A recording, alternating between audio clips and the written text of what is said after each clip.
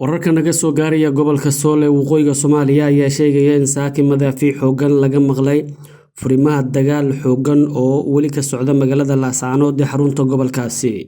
Weerarkan ayaa yimid kadib markii ay ciidamada Somaliland madaafiic ku garaaceen deegaanka la yiraahdo Maraaga oo ay saldhig ku leeyihiin ciidanka SAC ee ku yaala duleedka magaaladaasi, waxaana kadib jawaab ka bixiyay ciidanka deegaanka ee ku sugan halkaasi.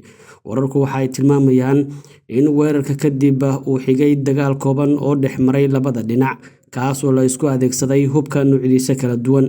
Ma cadda khasaaraha rasmiga ah ee ka dhashay madaafiicdaasi, waxaana haatan xaaladdu ay tahay mid aad u kacsan sida ay sheegayaan qaar ka mid ah dadka deegaanka. Wararkii ugu dambeeyay ee laga helayo Sool ayaa sidoo kale sheegaya in ciidamada labada dhinac ay haatan dhaqdhaqaaqyo ka wadaan duleedka magaaladaasi.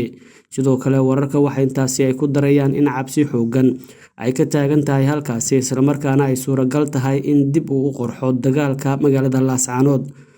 Horey waxaa u fashilmay dadaalada la doonayo in lagu qaboojiyo xiisadda, waxaana labada dhinac ay ka dhaga fureysteen dhammaan baaqyada nabadda ee loo dirayo. Xaaladda ayaa haatan u muuqata mid faraha ka sii baxaysa, iyadoo madaxda Somaliland iyo kuwa SAC ay hawada isku marinayaan hanjabaadyo la xiriira arrinta Laascaanood.